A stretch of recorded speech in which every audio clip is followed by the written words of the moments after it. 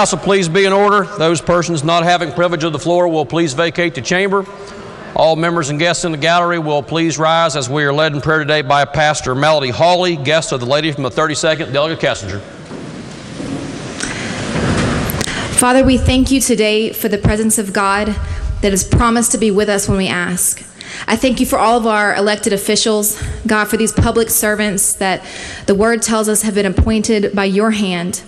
And God, we know that they have been appointed for such a time as this, and so we ask that heaven's wisdom and creativity to solve problems, to right injustice, to free captives, Father, would be downloaded into their hearts and their minds. Lord, I pray that an ever-present reminder of why we are fighting and what we are fighting for would be evident and written on their hearts. I pray that you would give them supernatural wisdom, Father, that you would guide the decisions that they make that for the betterment of the state of West Virginia and for the little feet that will follow the path that they are now creating for generations to come. We invite your presence here. God, we ask for your wisdom and for your help, and I pray for your blessing on these elected officials and on the state of West Virginia. In Jesus' name. Amen. Members and guests will please remain standing as we are led in the pledge today by the gentleman from the 7th, Delegate Harshbarger. Thank you, Mr. Speaker. Members and guests, please join us as we say the Pledge of Allegiance. I pledge allegiance to the flag of the United States of America and to the republic for which it stands, one nation under God, indivisible, with liberty and justice for all. Members and guests may be seated. Reading of the Journal. Journal of the House of Delegates, Charleston, Wednesday, January 16th, 2019. Gentleman from the 19th, Delegate Thompson. Thank you, Mr. Speaker. I ask unanimous consent that the further reading of the journal be dispensed with and that it be approved as having been read. Gentleman from the 19th, ask unanimous consent that further reading of the journal be dispensed with and that it be approved as having been read. Is there objection? Is there objection? Chair hears none. Reading of the journal is approved. Introduction of guests. Gentleman from the 23rd, Delegate Miller. Thank you, Mr. Speaker. With us in the South Gallery today, we have representatives of the Boone County Education Association, a branch of the WVEA. We have its president, Jerry Chalinsky, from Sherman Elementary School, Brandy Conrad from Madison Middle School, and Jason Conrad from Van Junior Senior High School. If they would please stand and the House make them feel welcome.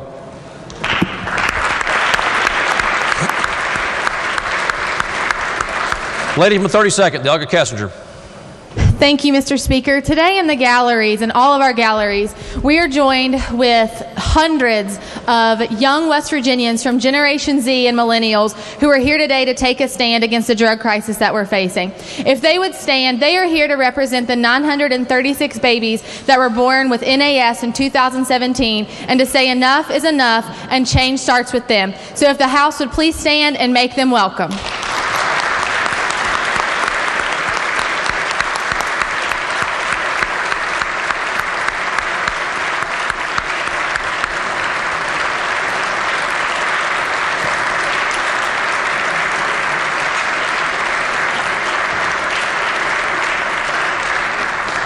Gentleman from the 22nd, Delegate Jeffries. Thank you, Mr. Speaker. Today from Lincoln County, we have with us in the North Gallery Chief Jim Oldacre of the Allen Creek Fire Department, if he would stand, and Chief Doug Eplin with Morrisville Fire Department, if they'd both stand and the House make them feel welcome.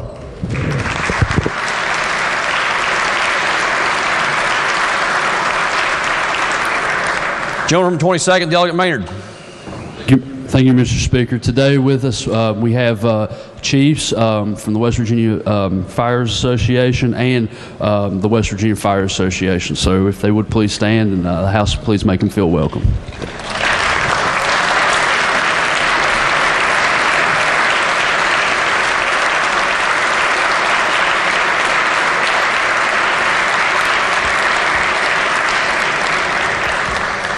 Gentleman from the 17th, Delegate Rohrbach.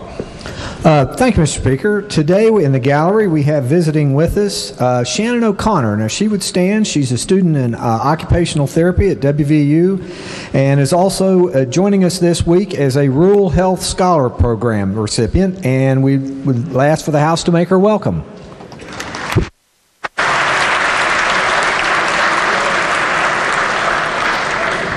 Gentleman from 32nd, Delegate Fast. Thank you, Mr. Speaker. On behalf of Delegate Kessinger, Delegate Staggers, and myself, we have, I believe they're now in the South Gallery. They were in the North, but it's full, and I think they got transferred. Leadership Fayette County Leadership. It's an elite group of young students from Fayette County who are here to impress upon us great ideas for good legislation. They have great leadership among their group, and I'm so happy to have them. If you would please give these students from Fayette County a great welcome.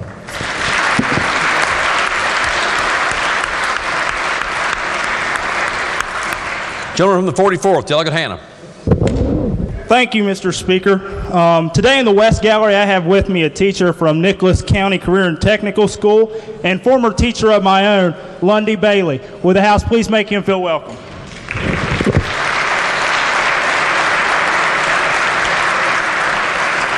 Gentleman from the 34th, Delegate Boggs.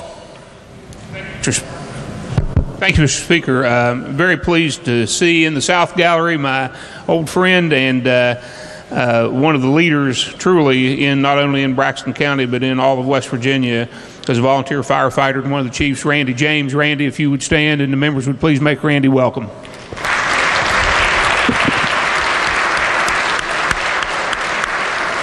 Gentleman from the 55th, Delegate Spinagle.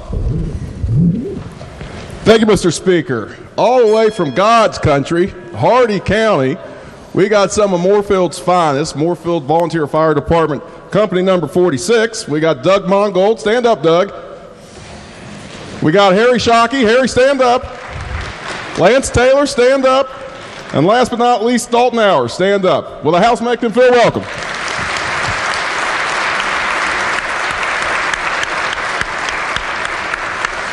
Gentleman from the 43rd, Doug Hartman.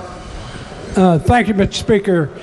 We have today from Jennings Randolph Elementary School in Elkins, Page Andrew Harris, and in the center gallery we have Andrew's parents Scott and Christine Harris. If they would please stand, and the House make them welcome.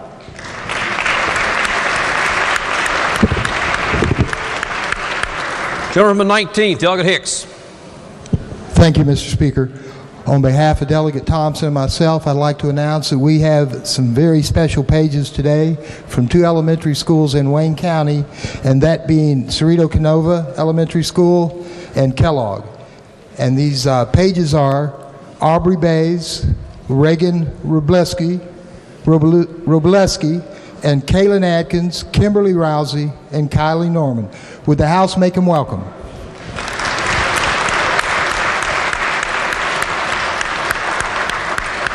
Gentleman from the 19th, Delegate Thompson. Thank you, Mr. Speaker. In addition to those, we have some other pages from Kellogg Elementary. So on behalf of myself, Delegate Hicks, Delegate Rohrbach, and Delegate Lovejoy, we have Haley Watson, Haley Mershon, Hannah Campione, Kylie Bailey, and Cameron Hunter. So please give them a welcome. Thank you.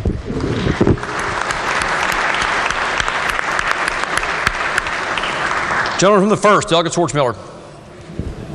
Thank you, Mr. Speaker. On behalf of the entire Northern Panhandle delegation in the South Gallery, we have visiting from the Iron Workers 549, Benji Swanson and Sean Curry, and I'd ask the House to give them a warm welcome. Please stand.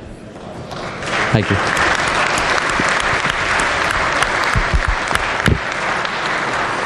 Reports to standing committees. Your Committee on Judiciary has had under consideration House Bill 2362 relating to procedures for voting an emergency absentee ballot by qualified voters. Reports back a committee substitute, therefore, with the recommendation that the committee substitute do pass. Report to be received. Your Committee on Judiciary has had under consideration House Bill 2008 relating to nonpartisan election of justices of the Supreme Court of Appeals. Reports back a committee substitute, therefore, with recommendation that the committee substitute do pass. Report to be received. Your Committee on Technology and Infrastructure has had under consideration House Bill 2005, Broadband Expansion Act of 2019. Reports the same back with recommendation that it do pass, that it be referred to Committee on Judiciary. Report to be received. Bill be referred to the Committee on Judiciary. Your Committee on Judiciary has had under consideration House Bill 2193, providing a specific escheat of U.S. savings bonds. Reports back a committee substitute, therefore, with the recommendation that the committee substitute do pass. Report to be received. Further reports to standing committees. Reports to select committees. Messages from the executive. Messages from the Senate. The Clerk of the Senate announces the passage by the Senate of Senate Bill 10 relating to Second Chance Driver's License Program. Report to be received. Bill be referred to the Committee on Technology and Infrastructure, then the Committee on Finance. The Senate has passed Senate Bill 24 relating generally to local boards of health. Report to be received. Bill be referred to the Committee on Political Subdivisions, then the Committee on Finance. The Senate has passed Senate Bill 27 removing restrictions on where certain traditional lottery games may be played. Report to be received. Bill be referred to the Committee on Finance. The Senate has passed Senate Bill 28 removing hotel occupancy tax limit collects for medical care and emergency services. Report to be received. Bill be referred to the Committee on Finance. The Senate has passed Senate Bill 36 allowing adjustment of gross income for calculating personal income liability for certain retirees. Report to be received. Bill be referred to the Committee on Pensions and Retirement, then the Committee on Finance. The Senate has passed committee substitute for Senate Bill 106 alleviating double taxation on foreign income at state level. Report to be received. Bill be referred to the Committee on Small Business, Entrepreneurship, and Economic Development, then the Committee on Finance. The Senate has passed Senate Bill 177 Fire Commission rule relating to State Building Code. Report to be received. Bill be referred to the Committee on Judiciary. The Senate has passed Senate Bill 190 DOH rule relating to employment procedures. Report to be received. Bill be referred to the Committee on Technology and Infrastructure, then the Committee on Judiciary. For the messages from the Senate, resolutions. House Resolution 6, recognizing the importance of West Virginia's energy resources and critical energy infrastructure to support economic development and national security. Lady from the 49th. Mr. Speaker, I ask unanimous consent that the further reading of resolutions introduced be dispensed with and that they be considered as formally introduced and referred to the appropriate committees on the Chamber Automation System. Lady from the 49th, ask unanimous consent that further reading of resolutions introduced be dispensed with and that each resolution be considered formally introduced and referred to the appropriate committee as shown on the Chamber Automation System. Is there objection? Is there objection? Chair hears no objection. So ordered. Petitions. Motions. Bills introduced. House Bill 2010 relating to foster care. Lady from the 49th. Mr. Speaker, I ask unanimous consent that further reading of the bills introduced be dispensed with and that they be considered as formally introduced and referred to the appropriate committees as indicated on the Chamber Automation System. Lady from the 49th, ask unanimous consent that further reading of bills introduced be dispensed with and that each bill be considered having formally introduced and referred to the appropriate committee as shown on the Chamber Automation System. Is there objection? Is there objection? Chair hears none. Be so ordered. Unfinished business. Bills on third reading. Committee substitute for House Bill 2028, limiting supervision of laying of lines on state rights of way. Chair recognizes the gentleman from the 56th, Delegate Howe, to explain the bill. Thank you, Mr. Speaker. The purpose of this bill is to limit the supervision of laying sewer and water lines on states' rights of way. Currently, it is required that a state engineer must be present throughout the entire project when a public service district lays water, sewer lines, utilities, or pipelines on a state right of way. Under the proposed bill, an engineer would not be required to be present the full time of construction, but instead would conduct an initial inspection, periodic inspections, and an inspection upon conclusion of the project. I urge passage. Question before the House is the passage of the bill. Are there members who wish to speak to the passage of the bill? If not, the question before the House is, shall the bill pass? Those in favor will vote aye. Those opposed will vote no. The clerk will prepare the machine.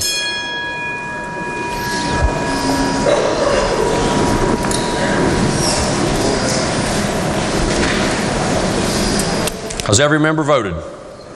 Delegate from the 67th, Delegate Doyle, your vote is not registering. It's registering now. Has every member voted? If so, the clerk will close the machine and ascertain the result on the question. There are 98 yeas, 1 nay. Majority of those members present having voted in the affirmative, the chair declares the bill passed. Are there amendments to the title? Delegate Howe moves to amend the title. Delegate Howe moves to amend the title. Question before the House is the title amendment. Those in favor will say aye. Those opposed will say no. The ayes have it, and the title amendment is adopted. The title as amended by the House will be and remain the title of the bill. The clerk will please report the action of the House to the Senate and request concurrence therein. For the bills on third reading. Committee substitute for House Bill 2038 relating to the procedure to determine if an occupation or profession should be regulated. Gentleman from the 56th, Delegate Howe, to explain the bill.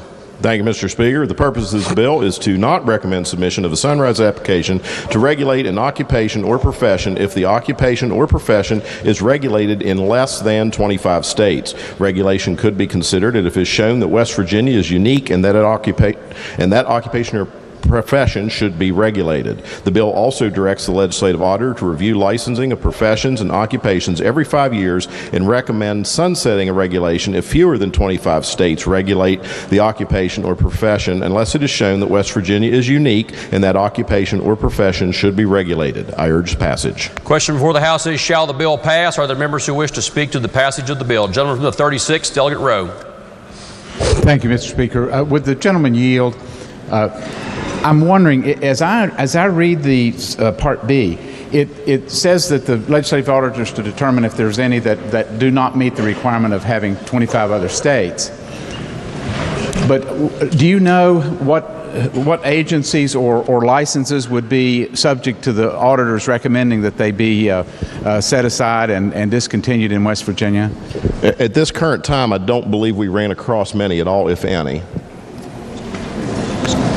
No, it would be based on the review of the legislative auditor and what they discover, and it would still have to come before this body, and we can always say no. In other words, we would have to pass legislation to deactivate licenses? And that is correct. It would not be automatic. It would have to come before this body. Have you inquired of the legislative auditor at this point if there are any licenses that should be reviewed by this body? They have not looked at it at this point because it is not law at this point. This law directs them to do that. So going forward, they would begin to look at those on a 5-year cycle. So we've not really researched if there's any agency or license that could be revoked as a result of the passage of the bill. We don't know. Maybe this there bill are, will create the process in which that research can be conducted. All right. Thank you, sir. May I speak? Yes, proceed. Briefly. Mr. Speaker, I'm uncomfortable with this legislation. I think we should know specifically if there are any licenses that would be subject to the terms of the bill. There's no grandfathering clause, and in fact, it would appear that one of the purposes is to review all the licenses and pull some that aren't agreed to in 25 other states. I'm not sure that West Virginia ever needs to wait on 25 other states for any of its legislation or policy, so I'll be voting against the bill. Gentleman from the 36th, Delegate Robinson. Thank you, Mr. Speaker. Will the chairman yield? Mr. Chairman, I have some of the similar concerns as my colleague. So you're not unaware of any licensures that we're going to get rid of, tomorrow if this would go into effect tomorrow. We don't know which ones would go away or which one would be proposed to get rid of if this legislation would make it through the process. The bill creates a 5-year cycle where these reviews would be conducted. The review would have to be conducted by the legislative auditor before a recommendation would be made. Then this body would have to act on that recommendation. So you don't have and if we deem that it's good to keep that license, then that's what this body will do. So you don't have the concern that there may be some out there that West Virginia may be an outlier, that we need some regulation or some careful looks at licensing and protection of the public that may be different from 25 other states. You don't have that concern because we're unaware which ones may go away.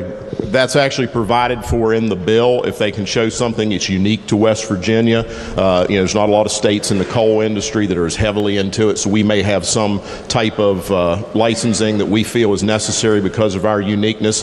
Then it says that we will recommend to keep that license, and again, this body would have to act on that. Now, I know this doesn't happen very often, but what about the case if West Virginia is in front of the curve? We jump out there and we're actually moving forward on something and we create that licensure and those kind of things. Wouldn't this hamper us and put another step into the process, a little more bureaucracy in between us and getting ahead of the rest of the country? Again, that's accounted for in the bill on the. But we have to apply and address it, and it's just one more step that we have to do when we're moving forward. That's the point of the bill. To create another step, another part of bureaucracy. That's the point of the bill. To prevent creating new bureaucracies needlessly is the point of the bill. So we're gonna get rid of unneeded bureaucracy by creating another piece of bureaucracy in the steps. I would say by creating an additional review step to prevent from creating a new bureaucracy that is not necessary. Then other states, in fact the majority of states, have figured out how to do it without creating bureaucracy, making it easier to create jobs in the state of West Virginia. But if we're looking at something and we decide it's necessary to move forward, such as marijuana or other things that we may be innovative for, and we're moving forward ahead of the other 25 states or the other 50% of the country, we have one more step that we have to go through before we can do so. Well, I would hope that this state would not want to be on the forefront of creating bureaucracy, but if we do find something that is unique and we feel we should create a license for that, this body is free to do so. Okay, thank you, Mr. Chairman. Speak to the bill, Mr. Speaker. Please proceed. I believe this is a well-intended piece of legislation. However, the reason for licensure, the reason for boards and commissions in licensing and professional licensing is to protect the public. So in cases where we have a profession working with the public, the reason for that board or commission is to protect the public from unnecessary or unneeded risk. So if we go into something such as broadband or some technology where we may have the chance to move forward in front of the rest of the country, I think we should look at not putting another step in the way of doing so and address these boards and commissions one by one, such as we've done in the past. Thank you, Mr. Speaker. Gentleman from the 50th, Delegate Caputo. Mr. Chairman, yield. Chairman, yield. Chairman does yield. Do 25 other states have this legislation? Probably not. So we're on the forefront, just like the gentleman over here suggests. Okay. speak very briefly to the bill, Mr. Speaker. Please proceed. Thank you, Mr. Speaker. We ran this bill through committee, and a lot of us were very, very uncomfortable with this. You know, the criteria, unless unique to West Virginia, unique could be in the eye of who's doing the studying or who's leading the charge on that. We just don't think that looking at 25 other states, whether they do something or don't do something, should be a major piece of criteria as to whether we keep a board or commission in place in West Virginia.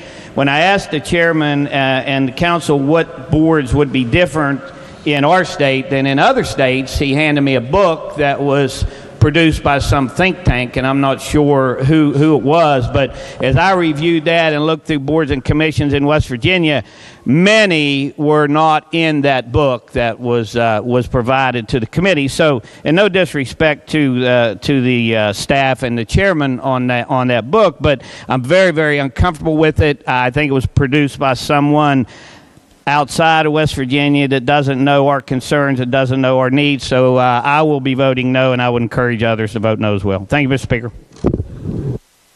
Lady from the 51st, Helga Fleshauer. Thank you, Mr. Speaker. I rise in opposition also. One of the things I wonder about is some kind of fad that takes storm across the country. And I can remember when we didn't regulate tattoos. And we have a lot of our kids that have been tattooed, and I think it is very important that we have sanitary requirements at the state level if something like that should happen again. I don't think we want to wait for 25 states if there's some kind of fad like that in the future. So I think 25 is an arbitrary number. I'm just not comfortable with it, and I'm going to be voting no.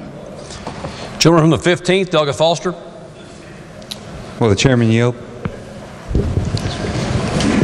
I understood you to say that this is a recommendation of, it's not that the article or the section will actually be removed, it's a recommendation from the auditor, correct? That's correct. It would come in, they would give a recommendation that if less than 25 states, that we may look at other ways to regulate that profession.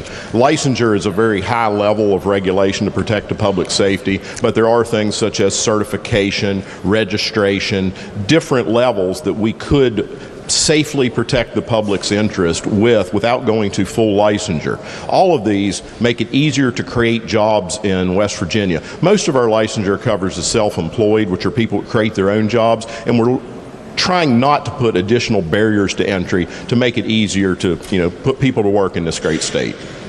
And another question is so just to be clear, the auditor can't just remove a licensure with this bill. It would have to be an act of the legislature. Basically, you're right. It would be an act of the legislature, and they would give us research on what alternatives that we have to regulate a specific profession. All right, thank you. Speak to the bill. Please proceed. Thank you. As indicated, this is a recommendation of the auditor. It's just going to be a review.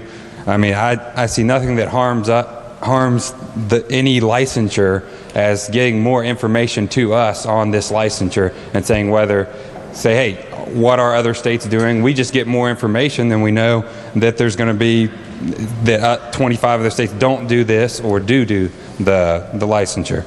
I believe that there's no harm in that, and obviously, I mean, we've received many audits such as there's an education audit, I believe, in 2011 that wasn't acted on.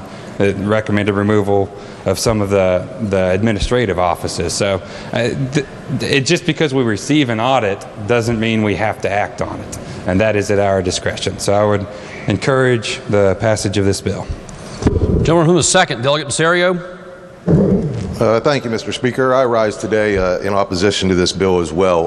Along with my friend, I agree with my friend from Marion County that there was many discrepancies in the list in the book of the licensures, as well as with the sunsetting of this licensures.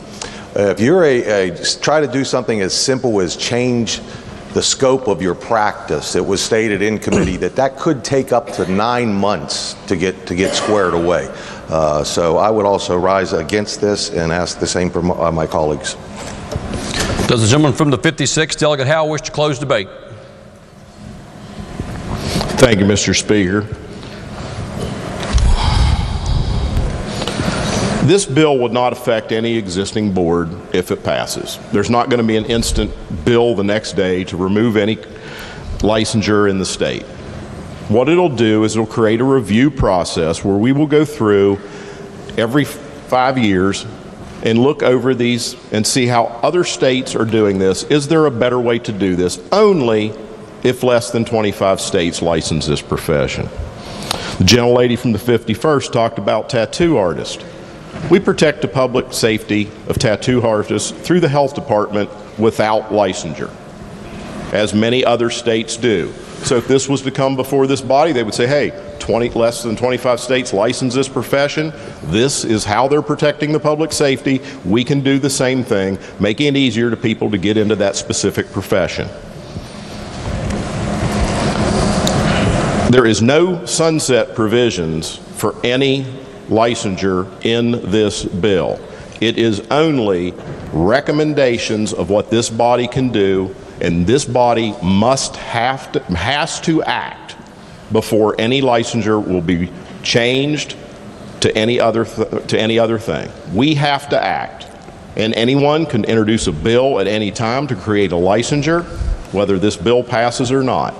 So it is up to this body to protect our people from burdensome regulation, creating new bureaucracies, and making it harder to create jobs in our state. I urge passage. Question before the House is, shall the bill pass? Those in favor will vote aye. Those opposed will vote no. The clerk will prepare the machine.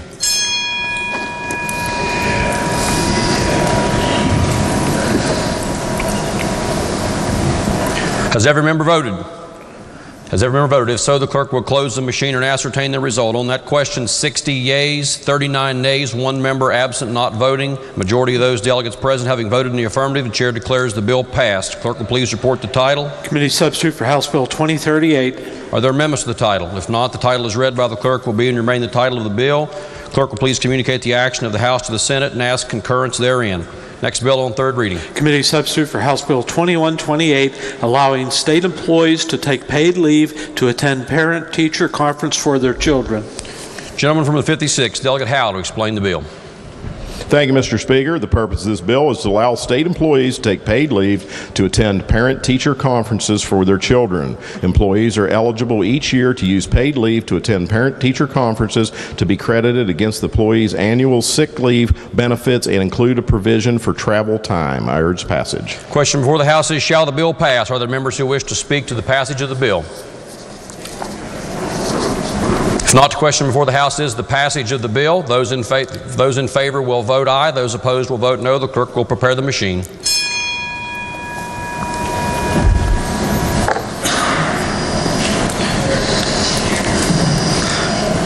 Has every member voted? If so, the clerk will close the machine and ascertain the result on that question. 97 ayes, 2 nays, 1 member absent not voting. More than a majority of those present having voted in the affirmative, the chair declares the bill passed. Clerk will please report the title. Committee substitute for House Bill 2128. Are there amendments to the title? If not, the title as read by the clerk will be and remain the title of the bill. Clerk will please communicate the action of the House to the Senate and request concurrence therein. Next bill on third reading. Committee substitute for House Bill 2183, clarifying where a charge of DUI may be brought against an individual. Chair recognizes the gentleman from the 27th, Delegate Schott, to explain the bill. Thank you, Mr. Speaker, and good morning. This bill has limited application but reinforces the important right to act stupid on your own property. And the fact that that is an important right basically was confirmed by this body when we passed this bill 98-2 last session. By way of background, for many years here in West Virginia, our DUI law, and it's the only extent of the scope of this bill, is the application to the DUI law. It was not construed to operate upon individuals who were operating a vehicle while under the influence if those individuals were on strictly private property. This did not, as a matter of statute, include private property which was, quote, generally open to the public. However, in 2012, a gentleman whose last name was Beckett was cited for operating an ATV on a family-owned farm. Like many folks who feel necessary when they operate that piece of dangerous equipment, he had it imbibed in some liquid courage. And as a result, he was charged with being intoxicated and driving that vehicle while his license was suspended. That case was appealed to our Supreme Court, and the Supreme Court upheld that conviction. And here's the quote. The Supreme Court interpreted our statute to extend the reach of our driving under the influence laws to any individual driving a vehicle within the physical boundaries of the state. That's the key clause of that holding. Anywhere within the physical boundaries of the state, even if that vehicle is driven only upon private property, not open to the general public. What this bill attempts to do is place in the code language which clarifies this application. This is important. This year's version, this is the only distinction between this year's version and what was passed last year. It continues to allow an intoxicated person to be charged with DUI if that DUI causes injury or death, even if those type of situations occur on private property. So in other words, it's not intended to allow someone to escape responsibility for harms that they cause to other people. Now, currently, a DUI can be statutorily enforced against individuals operating a vehicle anywhere in the state. This bill adds language that clarifies that DUIs may only be assessed against individuals operating a vehicle upon a private highway or private road, and that's a term of art, by the way, meaning either every way or place in private ownership and used for vehicular travel by the owner and those having express or implied permission from the owner, but not by other persons. This would include, for instance, private streets in a subdivision or roads connecting parking areas at a business. What the bill does is add language that a private road does not include private roads in any circumstances where the operator or driver is operating the vehicle on his or her own property and has not left or does not intend to leave that property to drive upon a public highway. This is intended to allow a driver, now that's clarification, is intended to allow a driveway to be arrested for a DUI if he or she has entered a parking lot. In other words, if you come from a private highway or a public highway onto a parking lot and are pursued onto that parking lot, you can still be held and arrested for DUI. Or if you intend to leave that parking lot and drive on a public highway, you're still subject to being arrested for DUI. But if you're solely operating on private property, your own property, you cannot be charged with DUI, regardless of what you consume. For instance, if you're riding a lawnmower and you needed some encouragement to ride the lawnmower and were intoxicated on your own property, you could not be arrested for DUI. Similarly, your own private vehicle, an ATV, and so forth. It does not affect civil liability, okay? Only the application of the DUI criminal statute. So if you damage somebody's property or hurt somebody, obviously you can be held civilly liable. Mr. Speaker, that is the extent of the bill. I urge its passage. Question before the House is, shall the bill pass? Are there members who wish to speak to the passage of the bill? Gentleman from the 36th, Delegate Rowe. Yes, would the gentleman yield? Chairman does yield. Yes. So I understand it. It has to be on a road. It can't be just going across the meadows of somebody else's property for someone to be charged with DUI. They have to be on a road, correct? A private road would include a road that's open to the public, even if it's not publicly maintained. Right. But the only exception in this bill basically is operating on your own property without the intent to either enter a public or private road that's used by others or exiting a private road or public road that's used by others. Solely on your own property. Very limited application. Okay, as I understand it, the Supreme Court has said anywhere in West Virginia, if you're operating a motor vehicle and you're under the influence, then it's illegal and you can be charged with a DUI, correct? That is the current state of the law. And so when we vote this bill, we'll be limiting that general provision to places that are roads, not just open fields or forests, but roads. No, that's not the correct interpretation. Is road defined to be something other than what we usually think of a road as being, like meadows or forests? No, it's not. Well, I'm not going to.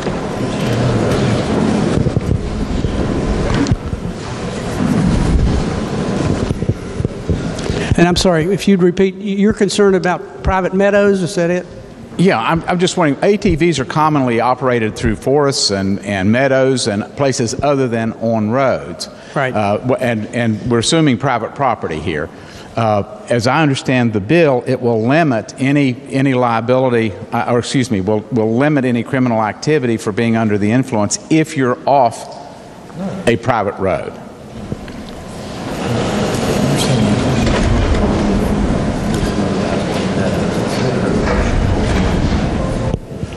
And I think it makes it clear at the very end. The interpretation of the bill is that you could be charged if you cause somebody else harm, injury, death to someone else anywhere, regardless of what it is. Otherwise, you're immunized from prosecution for a DUI if you operate on your own private property. That's the scope of the bill.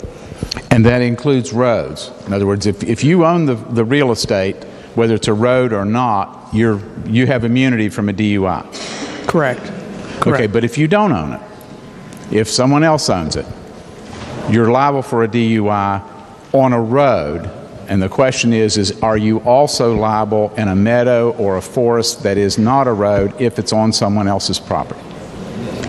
My interpretation would be yes. Yes, you would be. This would not provide any immunity for that. What about, it's the definition of road that troubles me. It seems to be limited to a road and is very confusing if it's intended to cover or extend to a non-road property that's privately owned by somebody else.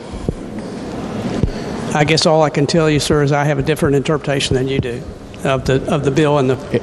Is there anything you can point to in the bill that would give me direction on that, sir?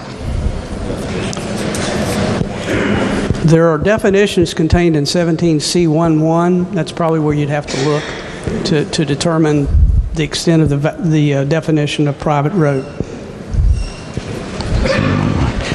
And those definitions would make it clear that it's not just the roadway where someone could be charged, but it could be meadows and forests as well. I don't know if the term meadow is in that section, but I believe it's broadly construed in that definition. Thank you, sir. Gentleman from the 27th, Delegate Porterfield. I'd like to ask the chairman to yield. Chairman does yield. Certainly.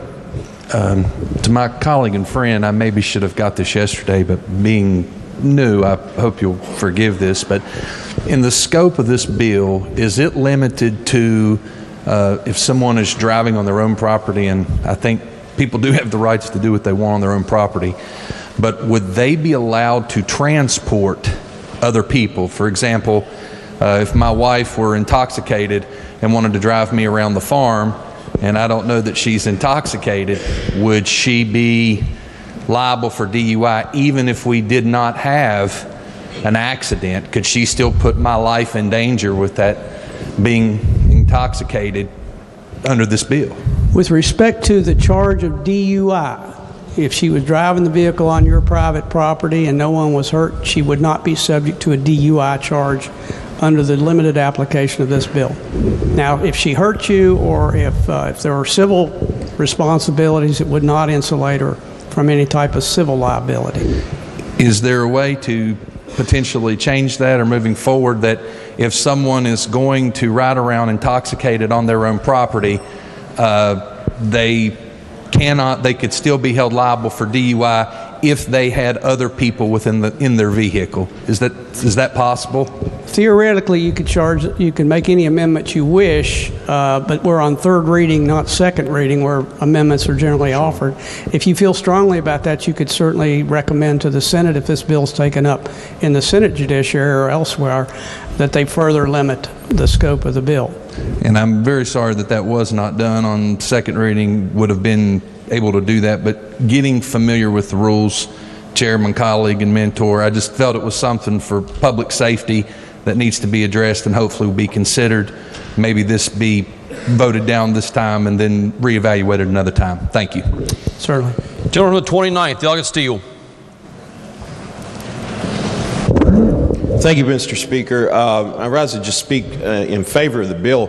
To address the gentleman from the 36th, this bill provides a provision that if your intent was to leave your property or you had been found off of your property and re-entering your property, you would still be able to be charged with a DUI. And to the gentleman from the 27th, you're talking about a situation with potential harm for others.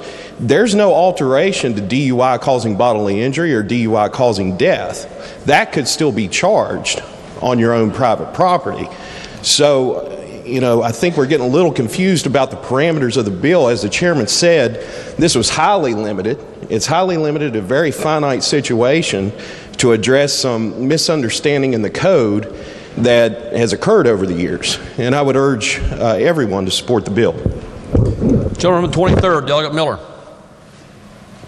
Thank you, Mr. Speaker. If the chairman would please yield. Chairman does yield. Certainly. Thank you. I know we briefly touched on this in committee, but I'm not sure if you or staff have had an opportunity to look a little bit further. The impact of this as it relates to our trail systems in West Virginia, the Hatfield-McCoy trails and things like that. And at least for the benefit of everyone that didn't have the opportunity to listen to our discussion, what kind of implications would it have for that? Well, I'd first say that you have no immunity for DUI driving anywhere other than on your private property. So to the extent the current law would cover that, I believe that at least in southern West Virginia, the trail system is operated pursuant to license agreements with landowners, and they are given authority to enforce the law throughout the trail system. And to my understanding, I believe I'm personally aware of a couple of situations. And when I say personally aware, it doesn't mean I was operating the ATV at the time. But I know of a couple places where DUI citations were given for operating, in addition to being intoxicated, in violation of the rules of the trail system, which forbid alcoholic beverages. So if you're asking me whether you, even with this bill, you could still be prosecuted for DUI while operating an ATV on a trail system, in my opinion, you could be, regardless of whether you hurt somebody, and most certainly if you hurt somebody. Thank you. Thank you, Mr. Speaker. Gentleman from the 60th, Delegate Wilson. Speaker, I'll make it quick. Mr. Chairman, would you please yield? Point of clarification, please, sir. Certainly. Okay, so the only thing this bill does, if I understand correctly, is it allows me to imbibe a beer and operate a motor vehicle on my personal property. It would not penalize you if that beer resulted in you becoming intoxicated while you are operating that vehicle on your own property. Thank you for clarifying, sir. I assure you one beer wouldn't do it for me. All right. So just to clarify a little further, I live on a private road, but it's not my private road. If I drive on that private road, I am still subject to yes, incarceration for DUI. Yes, right? you are. Okay, so if I drive on my personal property, whether it's on a road, with a toad, in the rain, on a train, doesn't matter. It's my personal private property. Is that correct, sir? Yes, sir. Thank you, sir. Thank you, Mr. Speaker. Gentleman from the 51st, Delegate Hansen. Thank you, Mr. Speaker. Would the chairman yield? Chairman does yield. I have a follow-up question related to the question about whether this would apply on trails. The way I read the insertions is that instead of driving a vehicle in this state, the bill would now change the code to a vehicle on any public highway or private road in the state. So my question is, would a trail qualify as a public highway or private road? Yes, I believe that would fall within the definition of either a private road or a public road, depending on how open the trail is for the public to access. For instance, in the trail system, you're supposed to have a license that you purchase through the trail system, which would probably convert that to a private road. In either case, we have a lot of difficulty with what's called outlaw trails down our way, which are trails that are used but are not part of the trail system.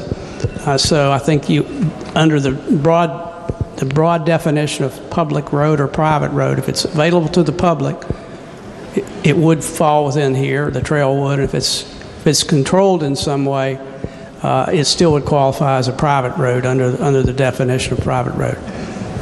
Thank you. Gentleman 27th, Delegate Porterfield.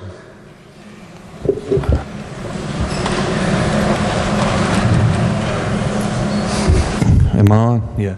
In clarification to my colleague from the 29th, my point very clearly is a point of concern because it involves someone else. If someone wants to drink on their own property and operate a motor vehicle, that's between them and their conscience. But if other people are a part of that, then there needs to be liability, because what about the 25 times they put their life in danger and put other people's lives in danger doing it?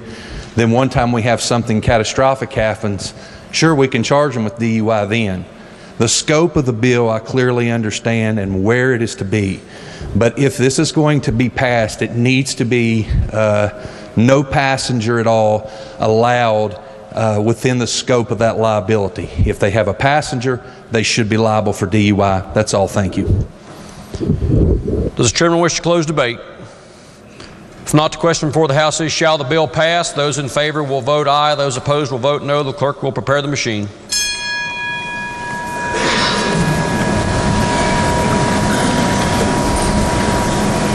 Has every member voted? If so, the clerk will close the machine and ascertain the result on this question. 97 yeas, 2 nays, 1 member absent not voting. More than a majority of those present having voted in the affirmative, the chair declares the bill passed. Clerk will please report the title. Committee substitute for House Bill 2183. Are there amendments to the title? If not, the title is read by the clerk will be and remain the title of the bill. Clerk will please communicate the action of the House to the Senate and request concurrence therein. Further bills on third reading. Bills on second reading. House Bill 2185 relating to the removal of animals left unattended in motor vehicles. Are there amendments? Committee on Judiciary moves to amend the bill. This is H. Jude AM 1-11. Gentleman from 27th, Delegate Schott, to explain the amendment. Thank you, Mr. Speaker. And for the benefit of our new members, what we're voting on is what's called a strike and insert amendment, which basically is a rewrite of the original bill. As opposed to a targeted amendment. And the reason that we had to use a strike and insert amendment in the Committee on the Judiciary is that this bill was second referenced to Finance. However, after it left our committee, we got a waiver of that second reference. So we basically will be voting on the bill when we vote on this strike and insert amendment. And so I will be explaining to you the entire bill as it is affected by the strike and insert. And unfortunately, we'll probably be saying the same thing to you again tomorrow, since we'll be voting on the bill on third reading. However, to add some variety, we'll have someone else speak tomorrow as opposed to me. All right, so what this bill does, it permits the removal of animals left unattended in motor vehicles where there is a danger of physical injury due to exposure to conditions of extreme cold, heat, or insufficient air or water. Currently, under our code at 61-819, a crime is established for leaving an animal unattended and confined in a motor vehicle when physical injury to or death of the animal is likely. What this bill does, it designates agents who may lawfully intervene to rescue an animal confined in a vehicle. And those agents, in other words, these are the persons who are authorized to operate under this bill: a humane officer, EMS personnel, law enforcement personnel, or paid firemen or local volunteer fire department members. The committee amendment added language indicating the agent acting in their official capacity may enter the vehicle. We added the language in their official capacity to make it clear, to give them that protection.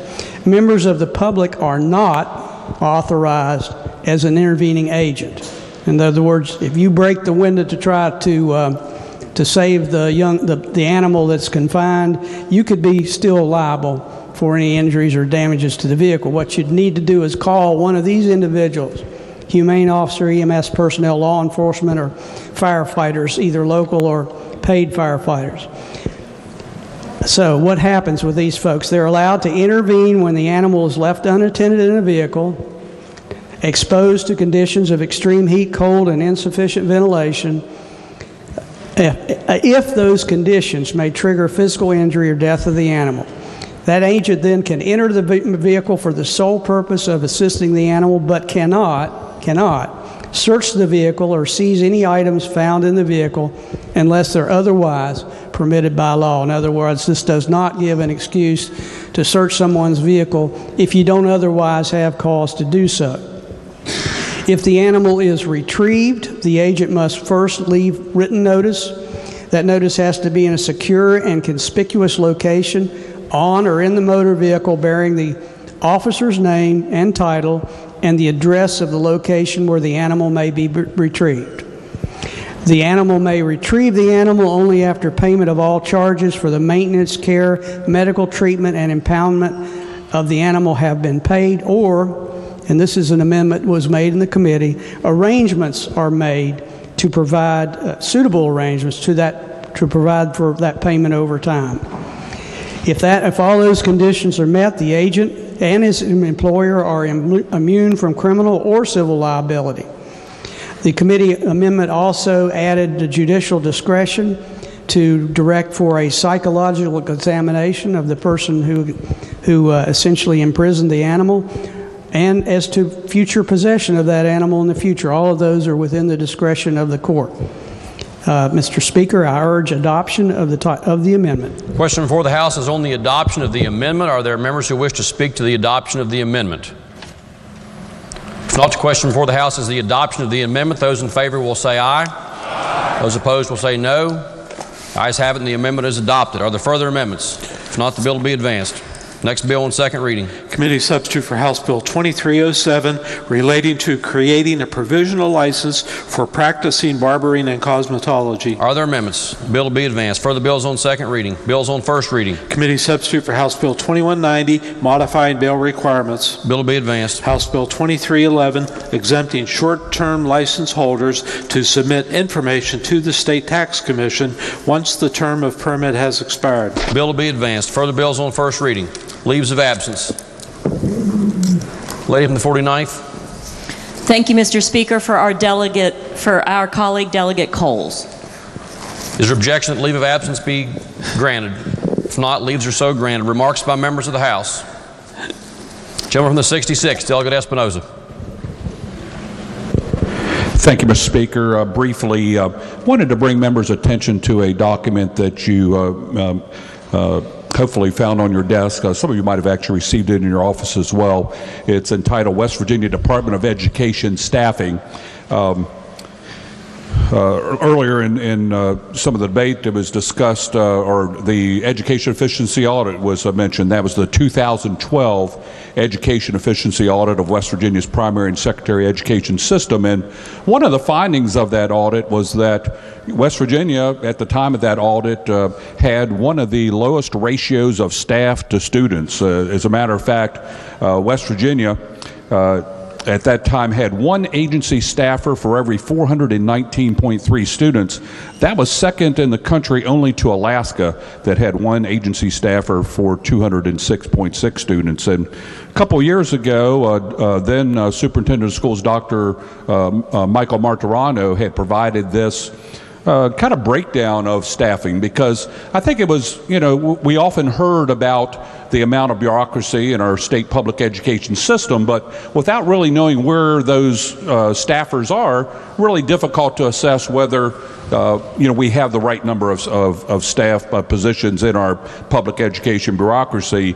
And you can see that as a result of some of the legislation we've enacted, you'll recall House Bill 2711 that transitioned away from REISs to local cooperatives, also House Bill 4006 and others.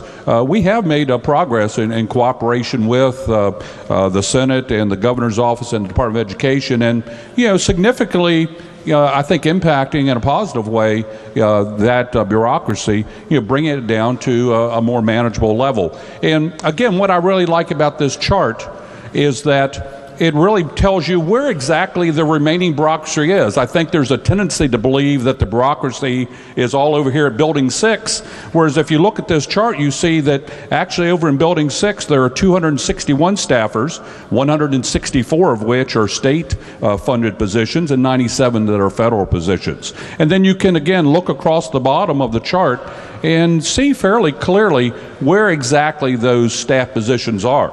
And I certainly encourage the House Education Committee and others to continue to look very closely at these areas. And hopefully this document will be helpful in guiding your investigation to, again, ensure that we are right-sizing West Virginia state government. Thank you, Mr. Speaker. Further remarks by members of the House. Introduction to guests. Gentleman from the 7th, Delegate Harshbarger. Thank you, Mr. Speaker. I had the honor today to recognize the 2018 Ritchie County Rebels cross-country Class A championship. So, championship team, boys championship team. So if they can please rise. With them is their coach, Holly Haddix-Vaughn and Paula Hogue. So if the House would please make them welcome. Have one more. And I have two other guests with me today, two beautiful ladies inside and out, my wife Michelle and my daughter Mackenzie. Will the House please make them welcome?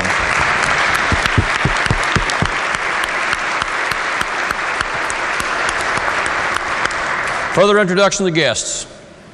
Miscellaneous business. If not, the lady from the 49th.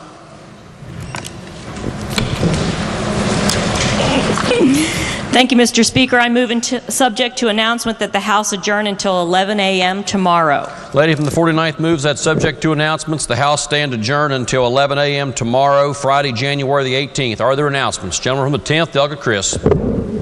Thank you, Mr. Speaker. Your Committee on Finance will meet Friday morning at 9 a.m. for the Supreme Court budget hearing. To note, for the first time in 155 years, it will be this body's decision on how the Supreme Court will spend their money. Thank you, Mr. Speaker. Gentleman from the 35th, Delegate Capito. Thank you, Mr. Speaker. Tomorrow morning at 9 a.m., the House Judiciary Committee will meet in the committee room, and the agenda will be posted. Gentleman from the 21st, Delegate Dean. Thank you, Mr. Speaker. Tomorrow morning at 9 a.m., your Committee on Education will meet in the Education Committee room. The agenda is posted. Gentleman from the 28th, Delegate Pack. Thank you, Mr. Speaker. Your Committee on Government Organization will meet tomorrow morning at 9 a.m. in the House Government Organization Committee room. The agenda is posted. Additionally, Mr. Speaker, Republican members of this House will caucus here in the chamber today at 5 p.m. Gentleman from the 9th, Delegate Holland. Thank you, Mr. Speaker. The Committee on Prevention and Treatment of Substance Abuse will meet today at 3:30 in Government Org. An agenda is posted.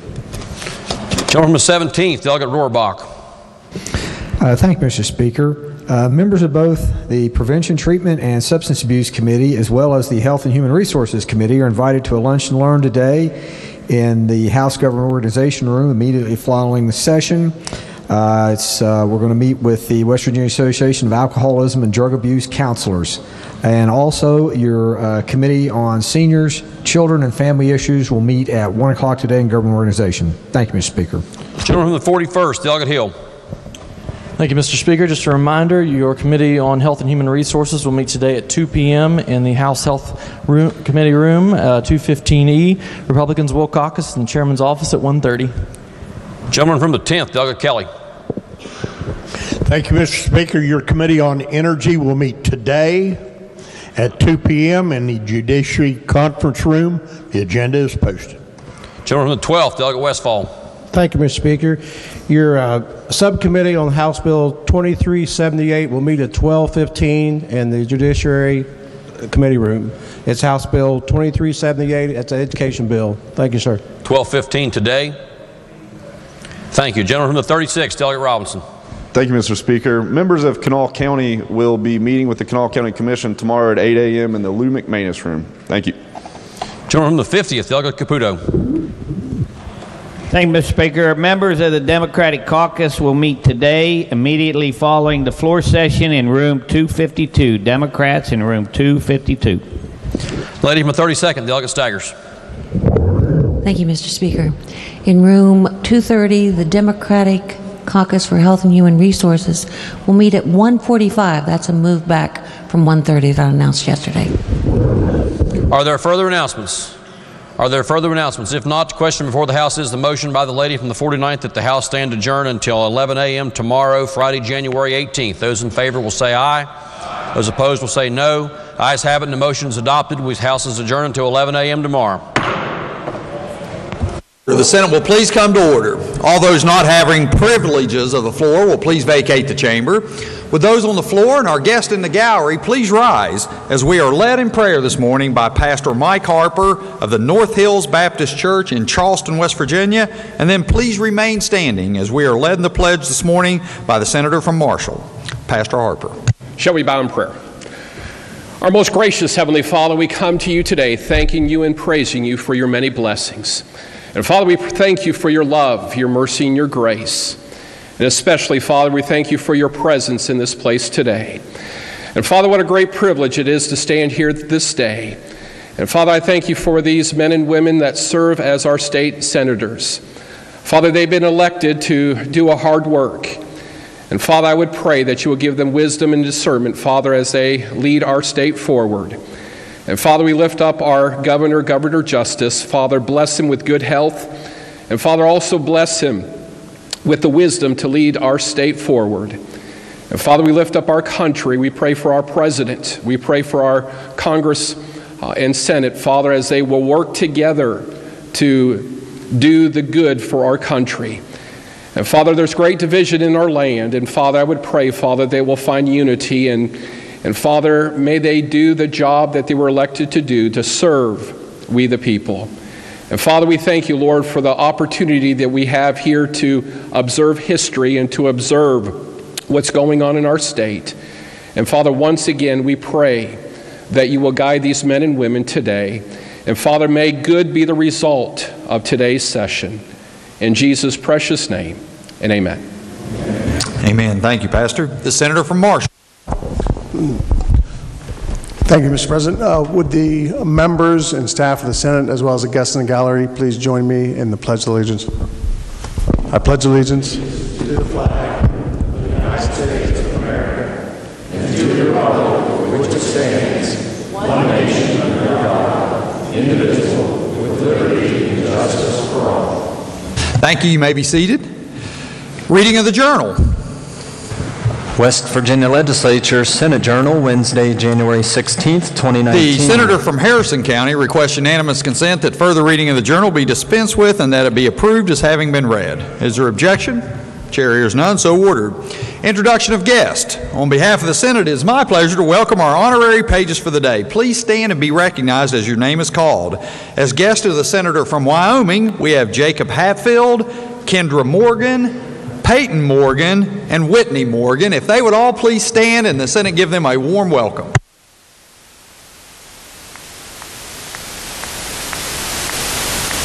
Thank you. You can be seated. Further introductions, the junior senator from the 17th. Thank you, Mr. President. It's my honor and yours to announce the docs of the day that are joining us in the back of the gallery. We have returning Dr. Matthew Davis from Lewisburg and also Carrie Mansure from MD from Huntington. If you wouldn't mind standing, let the Senate give you a warm welcome.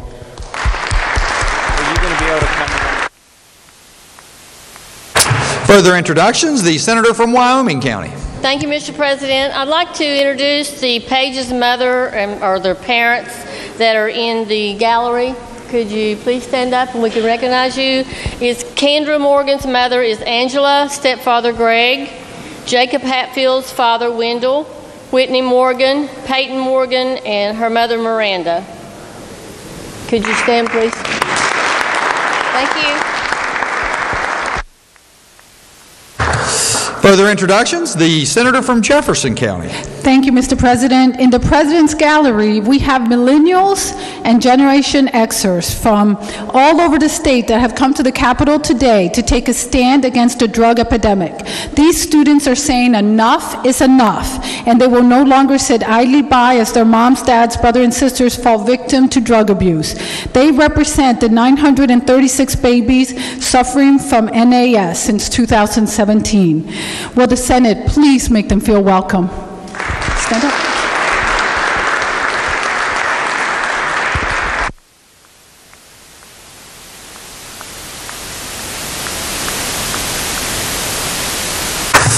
Further introductions. Further introductions. The senator from the junior senator from the 8th. Yes, sir, Mr. President. On your behalf and on the Senior Center from the 8th District, we have in the South Gallery today 6 carpenters from the Keystone Mountain Lakes Local 439 with their team leaders, Mr. Luke Begovich and former Delegate Scott Brewer, who is also a good friend of mine. I'd like, if they could stand, and if we could make them feel welcome. Thank you.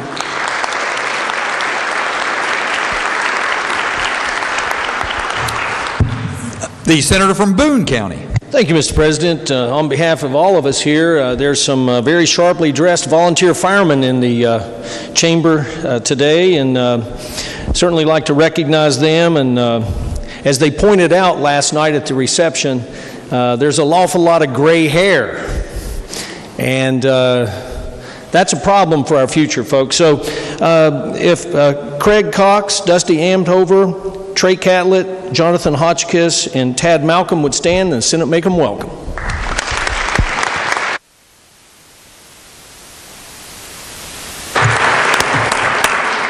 Further introductions.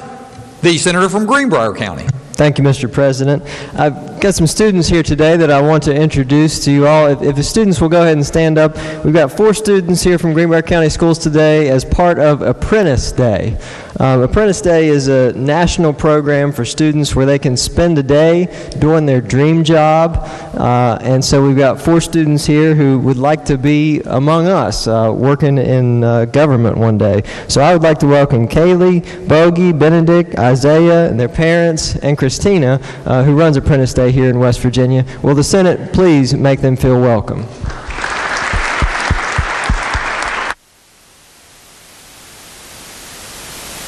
Further introductions. Further introductions. Communications from the House.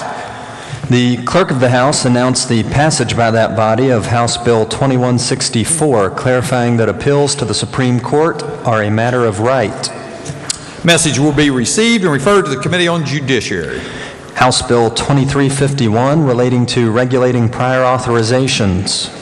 Message will be received and referred to the Committee on Health and Human Resources. Further communications from the House? No, sir. Communications from the Executive? There are none. Reports from standing committees? Your Committee on Economic Development has had under consideration Senate Bill 29, creating 5-year tax credits for businesses on post-coal mine sites, and has amended same, and reports the same back with the recommendation that it do pass as amended, but under the original double committee reference, first be referred to the Committee on Finance. Respectfully submitted, Mark R. Maynard, Chair.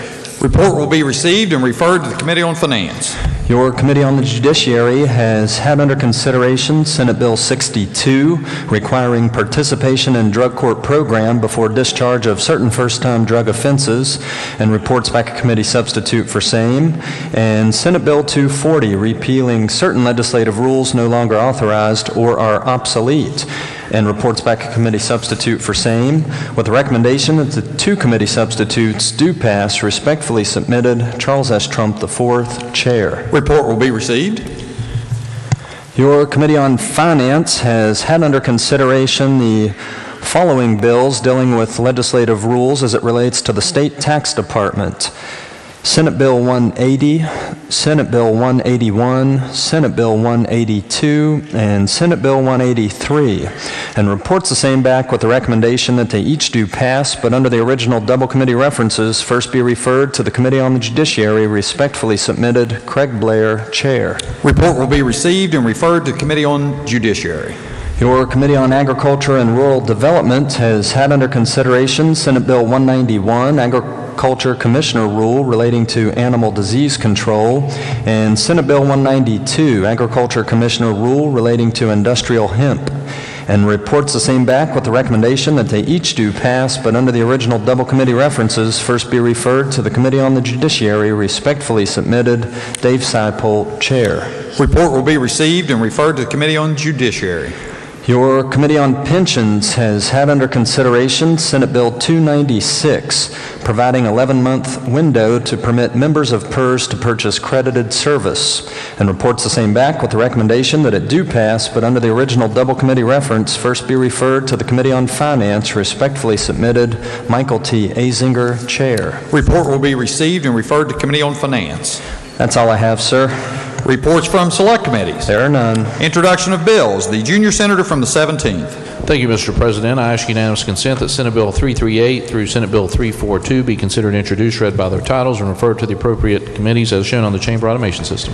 Is there objection? Chair hears none, so ordered. Resolutions. Senate Resolution 10 by Senators Clements, Maroney, Boley, Azinger, Stallings, Seipolt, and Swope, congratulating the Ritchie County High School boys cross country team for winning the 2018 Class AA state championship. The senator from Marshall County. Mr. President, I request unanimous consent that the resolution be taken up for immediate consideration, the committee reference be dispensed with, and the resolution be put upon its adoption. Is there objection? Chair hears none, so ordered. The clerk will read the resolution. Senate Resolution 10, congratulating the Ritchie County High School's boys cross country team for winning the 2018 Class AA Single A cross country state championship. Question before the Senate is adoption of the resolution. Is there discussion? The senator from Marshall County. Mr. President, thank you. I'd like to speak on behalf of the accomplishment of this fine athletic team and congratulate them on behalf of myself and Senator Clements from District 2, but also from the entire body of the Senate. The Ritchie County High School boys cross country team, they won their division in the state championship. It's the first time they've won the state championship. They had an extraordinary season this year. They were also the Region 1 champs, and also the Little Kanawha Conference championship was theirs as well. They're led by head coach Holly Haddix-Vaughn, assistant coaches Paula Hogue and David B. And I'm going to just name the roster real quick. These are the runners that won all these championships: Clayton B. and Jared Allender, Kent B., Adam Davis, Brady Lehman, Gabriel Morrison, Isaac Slater, Hudson Dean, Brendan Davis, Logan Hostetler, Michael Jones, Dalton Hayes, Creed Knight, Zachary Bixman, J.D. Henderson, and Andon Keene. And it's cross-country running in general is such an individual sport, even though it's a team championship, and they all compete. It's each and every one of these runners has to have the heart and the will to beat the person next to him, to run when they're hurting. They keep on running, they run faster, and it's a extremely difficult sport. And to have this many great runners established on one team, and they're going to go down as one of the best teams in the state's history, I'd like to congratulate them. Further discussion? Further discussion? If not, the question before the Senate is adoption of the resolution. All those in favor will say aye. Aye. Those opposed, no. The ayes appear to have it. The ayes do have it. I declare the resolution adopted. The junior senator from the 17th. Thank you, Mr. President. I ask unanimous consent that the comments made by the senator from Marshall be placed in the appendix of the journal. Is there objection? Chair hears none, so ordered. Junior senator from the 17th. Thank you, Mr. President. I move the Senate stand in brief recess for the purpose of presenting the resolution. The junior senator from the 17th moves that the Senate stand in brief recess for the purpose of presenting this resolution. All those in favor will say aye. Aye. Those opposed, no. The ayes appear to have it. The ayes do have it. I declare the Senate in brief recess to present this resolution.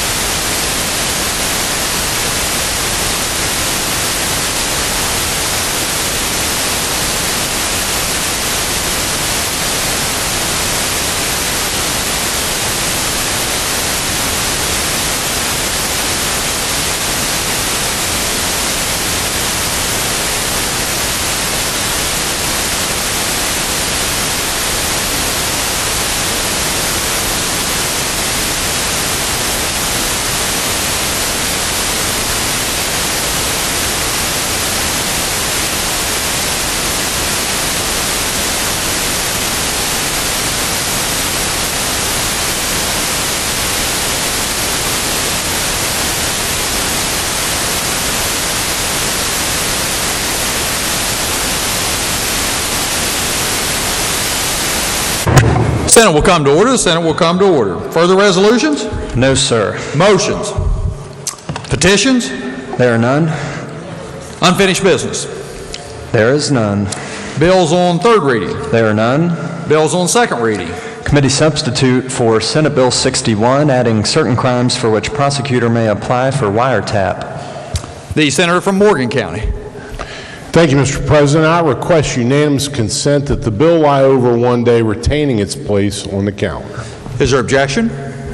Chair hears none, so ordered. Further bills on second reading? Senate Bill 272, updating code relating to Commission on Special Investigations. Second reading of the bill. Are there amendments to the bill? No, sir. Not. The bill will be engrossed and advanced to third reading. Further bills on second reading? No, sir. Bills on first reading? Junior Senator from the 17th. Thank you, Mr. President. I will request unanimous consent that all bills on first reading be considered read a first time and advanced to second reading. Is there objection? Chair hears none, so ordered. Introduction of guest. Remarks by members of the Senate. Remarks by members of the Senate. Senator from Wetzel County. Thank you, Mr. President. I would, at this time, like to ask all the members of the Senate to check the blue list today for a resolution that I have introduced, and I would love to have all the other 32 members of this current Senate join in sponsoring this resolution, asking the federal government to pass an infrastructure bill. I am at least personally committed to finding a long-term solution to our road problems. I think we've reached a point that Band-Aids won't work. We need a long-term solution. If you would please look at the blue list, check on there that you want to become a sponsor of this resolution. I would like to see all 33 names put on that resolution and be passed. It will be taken up hopefully tomorrow. Thank you, Mr. President. Further remarks? Further remarks? The senator from Upshur County. Thank you, Mr. President. I would like to take this time to talk about our volunteer firemen, which are seated in the gallery. Last year, the Senate had an excellent bill, the Senate Bill 625, and it had funding in it. It increased the surcharge to 1% on insurance, which was an increase of 0.45, and then it was divided among different categories, which was to help the volunteer firemen for equipment. Now, when we think of equipment, we're thinking about trucks, but you got to break it down a little bit more. Our turnout gear, that costs almost $10,000 per man or woman to equip a fireman to fight fires for our communities. Workers' comp, it addressed that. They could use part of their that increase to fund their workers' comp premiums, which is a really terrible problem for them. And lastly, but not to speak that being last, but the equipment, not only the equipment, but the training procedure. We need to help them in cost for these training. I mean, they've got to be properly trained. And then we've got a problem with volunteers. We can't get enough. We got to come up with an idea to where we can attract more people into the fire service and the EMS, for an example. And as I told my caucus last year, this surcharge, or increasing it to 0.45 to 1%, if you got a $1,000 premium on your insurance, that's going to amount to $10. That's a $4.50 increase on your premium. Now, I come from the insurance business. I had 42 and a half years in the insurance business. When that surcharge, until 2006, it was 1%. And then when we put the tobacco settlement money in, we reduced that surcharge back to 0.55. In 42 and a half years, I never had anyone come into me and complain about what went to the volunteer fire companies, because they realized in their community they were a great asset to their community. And no offense to the retired teachers' retirement, but they said, well, what does the retired teachers have to do with insurance premiums? And that was the only complaint I ever heard from anybody. But we've got to do that. We got to find funding for them. I mean, it's absolutely necessary. I think right now we've got probably 8 to 12 departments in the state, and I think there's 440 that are in danger of closing their doors. So what happens when they close their doors? Well, the insurance service offices rate all territories. And if your community is rated as a Class 4 or a Class 5, and they lose their department, that rating is going to go from a Class 4 or 5 to the highest class, which is a 10. That means your commercial fire rates, your standard fire rates, and your homeowners rates are going to go up 3 to 4 times. Now, you think people will be coming in and complaining then? I guarantee you they will be. But I ask that we give further consideration to them and fund this. I have a bill that hasn't come out yet that I've had for several years, and it's increasing the surcharge. And I would recommend that if anybody wants to amend it as to coincide with the Senate Bill 625, I would be happy to back that amendment. And I'll remind you, your firemen are mentioned in the original Christmas story in the Bible, where it said 3 wise men came from afar. Thank you very much. Further remarks by members. The senator from Brooke County. Thank you, Mr. President. One of the problems that we hear a lot about, one of the biggest issues that we can't seem to shake as a state, is our unemployment problem, Mr. President. And it could be the result of a number of different things. Is it just that the jobs aren't there? The more and more that I read and things that I see and data that I see, I think that there are a lot of jobs out there that we can get filled. So why is our unemployment rate so high? And I think that's a combination of a couple of factors. I think it's a factor perhaps first and foremost, and I don't mean to go in order on these, but our opioid problem. And I think that we have a lot of people that aren't able to get a job because they've got a problem, and they self-disqualify when they walk in the door and have to take a drug test. And the other problem I think that we have is that we don't properly train our individuals in this state. We don't have the right workforce readiness skills that other states may have in place that would allow our folks to fill the positions that this state needs. And I put on your desk today, everybody has a copy. I got this from the folks at Generation West Virginia. It says that 65% of jobs in 2020, so just a year away at this point, are going to require post-secondary education and training.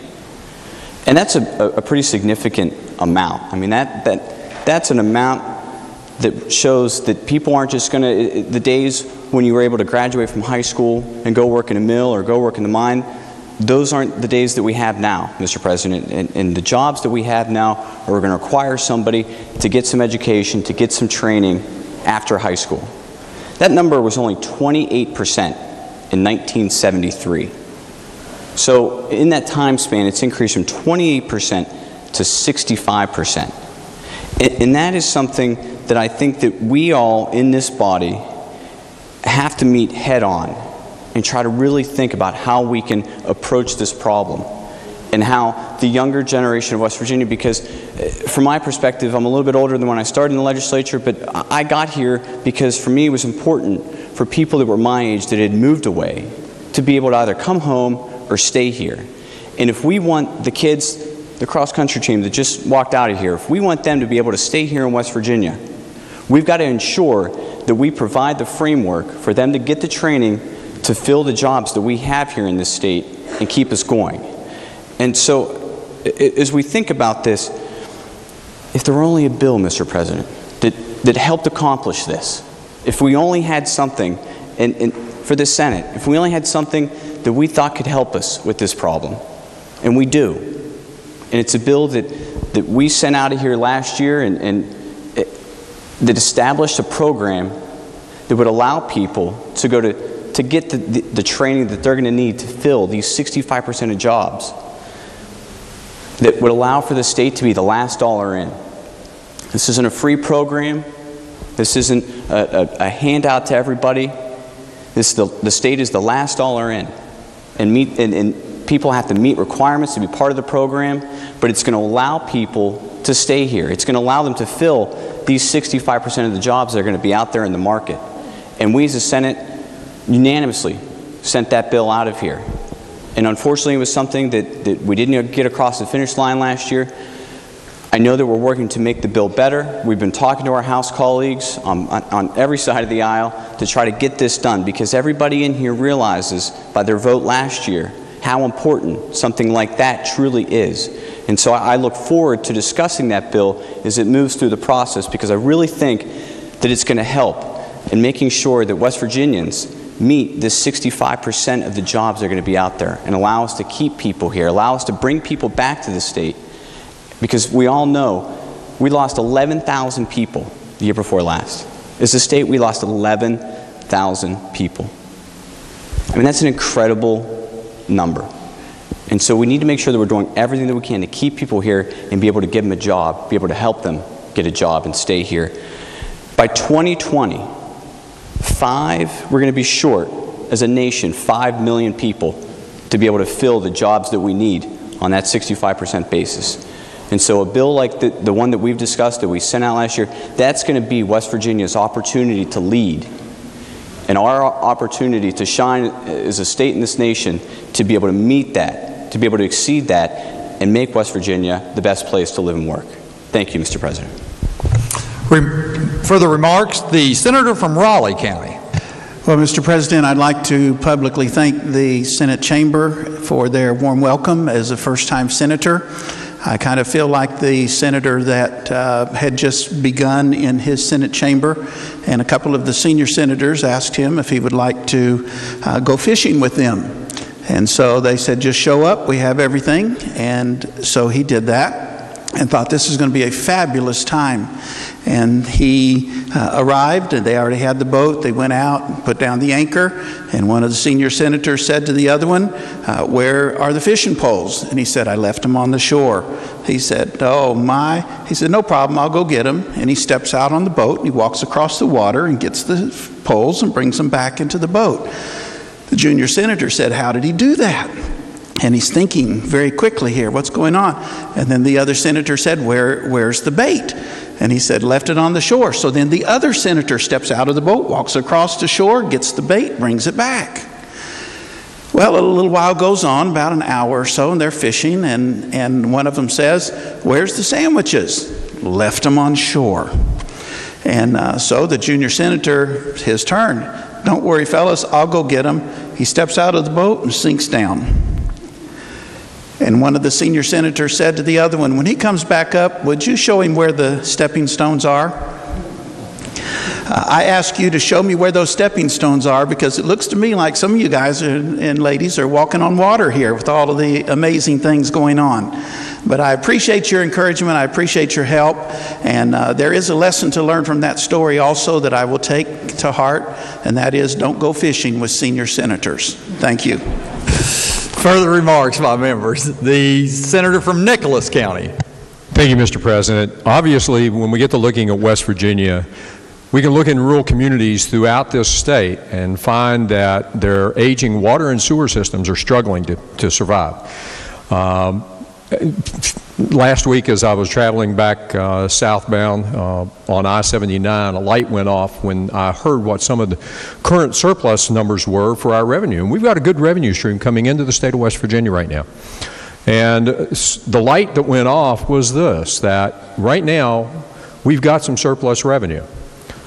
We may not have it in a year or 2 years or 3 years down the road, but right now we've got some surplus revenue coming in. What better way than that we first guarantee that our rainy day fund, our general revenue shortfall fund, is funded, but to take that excess revenue and make it available to our communities so that they can rebuild their water and sewer infrastructure. Recently, there was a report that came out in the West Virginia Gazette, Mr. President. I'm sure you read it over the weekend.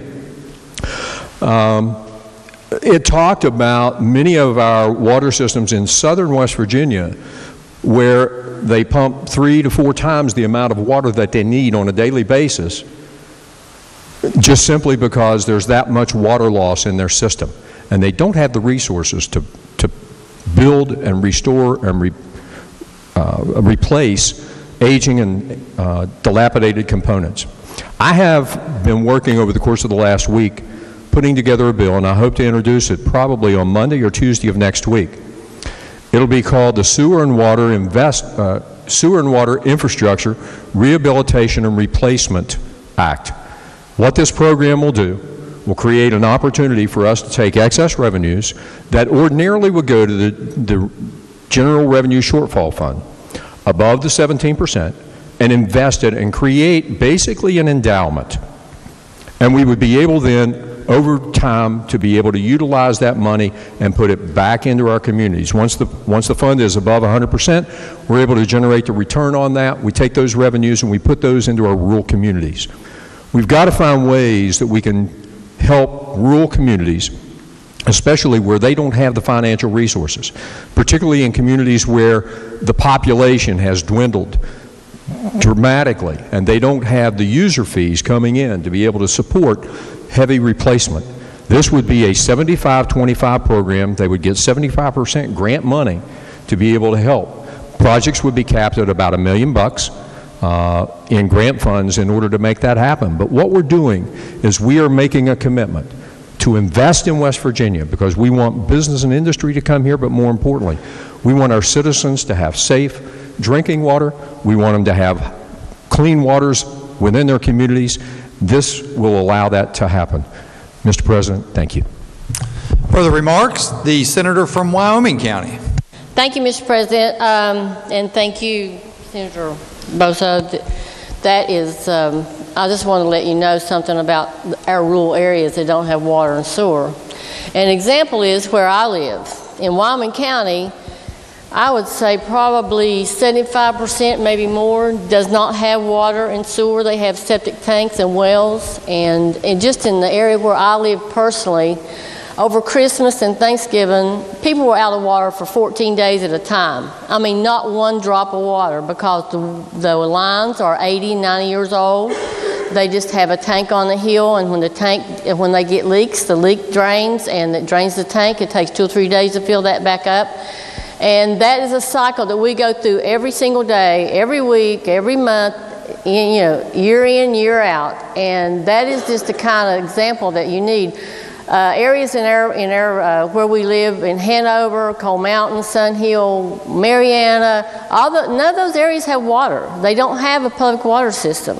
And that's how bad this situation is. That's how badly it's needed. And that's just one little part of southern West Virginia. And I've been working on this with Public Service Commission. We've been doing meetings and stuff and trying to find money for this. But we run out of resources. It's just the money is just so much money is needed. It's very hard to find grants, and they can't pay the loans because, like in our area, they don't even have. They pay $20 a month water bill. There's no meters. There's no anything. That, and we have like 110 people on the lines. If we had meters and had good water system, we could put probably 400 or 500 people on the water lines and build it up and have a good water system. Because all the outlying areas, they have nothing except their own wells and their own septic tanks. And I just want to let you know that is how badly this is needed and how much money we need. And it's a really big problem, and it's a really big issue, and we need to really work on it. Because in this day and time, in this century, we should not be without water. I mean, people deserve clean water, and at least drinking water. I mean, I live in that area, and I myself do without water. And so I know what it's like, and I mean, I can imagine people that have families and kids going to school, and I mean, it's just really hard, and we need to really work on this. We need to really put our heads together and see how we can come up with the money to do this and to do it as quickly as we can, because it's really a dire emergency need right now. Thank you.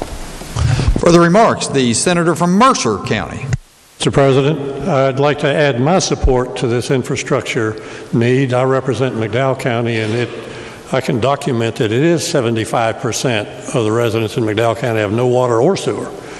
So it's a very large need, but here I go putting the business perspective on it again. According to a recent report from the IJDC board, the statewide needs of water and sewer total $20 billion, billion with a B. That's roughly 4 times our entire state budget. And I just thought I'd throw out that information so everyone would know how dire this issue is and how much support it's going to need in the future. Thank you, Mr. President. Senator from Cabell County. Thank you. Let me just echo the very cogent words that we've heard here about reliable water. That's been one of my missions since I got here, and I haven't been effective at addressing that, but we do now apparently have a surplus. And water is one of the basic human needs that people around the world in most places can rely on, but unfortunately in our rich state, folks can't. I've heard some discussion about the surplus that we have. Some people, have a feeling that we've got $10 million to throw away on this or that. And the drug issue is an important issue. I know that for a fact, most of the pure fentanyl and carfentanil comes from China to our country that has contributed to the opioid crisis. And I think I know they have a wall, and I know it was effective, 700-800 years ago. But it's not doing anything to keep the carfentanil and fentanyl out of West Virginia. Thanks. Further remarks, the senator from Monroe County. Thank you, Mr. President. I'll be brief on this. I just want to follow up from the senator from Upshur and what his comments was, and just to know that I do agree with him, as I have the honor of serving as president of the little fire department back in Monroe County. And I started out in that fire department when I was in the 4th grade, and back in them days there was no junior programs or anything like that. I just had an uncle that took me out there, and we had a lot of good times. But growing up in that, and I'm seeing each and every day, it is hard to get more volunteers for it. Funding is scarce for fire departments and EMS. EMS, this is a growing problem that's really not made the surface, and it needs to be brought into the spotlight. Our EMS, our ambulance services, stuff like that across our counties are really struggling. Funding's different now for them. And it's one of those things where, you hope you never need them, but it's awful if they're not there. And the senator from Greenbrier, we've had recently a fire department in Talcott down in Summers County that they just now got reopened, and they went for a while without their fire department, and ISO ratings were getting ready to go through the roof, and I know that percentage that the senator from Upshur's, the increase would help tremendously, but and also if that fire department was not there when those rates go up, I mean, it's going to be far more than what that little increase would be. So I would say I support that. Now, as for the education side of things, I've tried to explore things. I've talked to a few people that, how do you get more volunteers? And that's tough. Everybody's got their thing that they do. But one thing that I'd like to see and talk to the Department of Education on is I don't know why we couldn't come up with some type of a fire/EMS elective for our schools that would also allow a child to go through in high school level to be able to receive credit for graduation if they take the class, plus they'd get their fire and EMS. I think that's something that could be explored. In the schools across the state, they have to do so much community service now before they graduate. That could also help out in that situation as well. I think, as the Commissioner of Agriculture said yesterday in the Finance Committee, he was talking about FFA.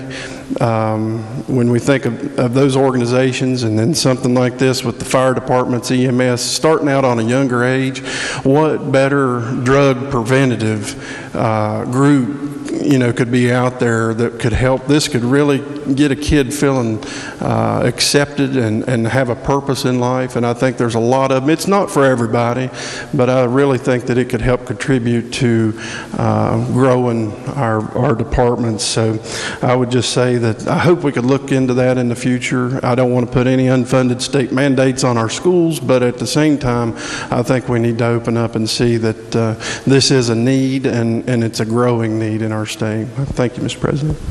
Further remarks? Further remarks? The senator from Tucker County. Thank you, Mr. President. I just wanted to rise and thank my colleagues. Because of you, I slept like a baby last night knowing that you have the same dream I have, and I just want to keep focus on that and fix the roads. So thank you. Thank you, Mr. President. Further remarks? Further remarks? The junior senator from the 4th. I'd like to follow up both on from the senior senator from the 1st and also on the junior senator from the 14th. On our workforce development side of things, one of the reasons we can't get our roads fixed is because we don't have people filling a lot of the spots within DOT and DOH, and a lot of the training that's required to get those jobs filled. We have a bill that's coming up in front of us with this community and technical college that, as it's written, gets a lot of people the certificates they need, the training they need, into a lot of those slots that are now not filled within our Department of Transportation. So when we look at the money side of it, one of the things that this road bond has done is by taking money that was going to the core products, or core projects rather, like cleaning your ditches, doing the mowing, those things that have to do with roads, the money that was being pulled from that was being going in to fix a lot of these major highways. So now with money going to the major highways, it does free up money to start working on some of the back roads now within the money that's available to them. What we don't have is workforce. So I would really encourage you as you go along with my fellow senators, and we're looking at this community technical bill, is to realize what the intent of that bill is. It is to grow the workforce in West Virginia and grow it as fast as we can to make us competitive. But it also, besides that, it will help us with our roads. So keep that in mind, please, as we look at it, and thank you for your attention. Further remarks? Further remarks? Miscellaneous business, the junior senator from the 17th. Thank you, Mr. President. I first ask unanimous consent that the remarks from the senators from Upshur, Brooke, Raleigh, Nicholas, Wyoming, Mercer, Cabell, Monroe, Tucker, and Putnam be placed in the appendix of the journal. Without objection. So ordered. Junior senator from 17th. Thank you, Mr. President. Pending announcements, I move the Senate stand in adjournment till Friday, January 18th, till 11 a.m. Are there announcements? The senior senator from the 15th. Thank you, Mr. President. Your Committee on Finance will meet today at 3 p.m. The full committee will meet in the beginning of it. We'll consider bills, Senate Bill 1 and Senate Bill 13, and then after we've completed that legislation, we'll have budget presentations, and that'll be Subcommittee A. Those budget presentations will be on the School Building Authority and the Department of Education. 3 p.m., Mr. President. Senator from Jefferson County. Thank you, Mr. President. The Senate Education Committee will meet at 2 p.m. today in room 451M. The agenda has been posted, but it's going to be about the school funding formula. Senator from Morgan County. Thank you, Mr. President. Your Committee on the Judiciary will meet today at 3 p.m. in the Judiciary Committee room in the West Wing. Senator from Nicholas County. Thank you, Mr. President. Your Committee on Government Organization will be meeting today in room 208 West at 2 p.m. Senator from Marshall County. Thank you, Mr. President. Your Committee on Health will meet today at 1 o'clock in 451M. And the second announcement I have is that the members of the Health and Human Resources Committee are invited to a lunch immediately following this floor session. So basically now, it's a lunch and learn. There's going to be a presentation from the West Virginia Association of Alcoholism and Drug Abuse Counselors. They'll present some information they say is both informative and interesting. So I would encourage those to attend. Thank you. The location? The location is House Gov Org, 215 East. Further announcements? The senator from Preston County. Thank you, Mr. President. Your Committee on Agriculture will meet tomorrow, 12:30 p.m. 208 West. Further announcements? The senator from Tucker County. Thank you, Mr. President. Your Committee on Energy will meet today at 1 p.m. in 208 West, and the agenda has been posted. Thank you. Further announcements? Further announcements. The senator from Monongalia County. Thank you, Mr. President. The West Virginia AFL-CIO will have Labor Caucus today, Thursday, January 17th, immediately following the morning session here in room 330 West. Further announcements. Not the question for the Senate is, shall the Senate stand adjourned until tomorrow at 11 a.m.? All those in favor will say aye. Those opposed, no. The ayes appear to have it. The ayes do have it. I declare the Senate adjourned until tomorrow at 11 a.m.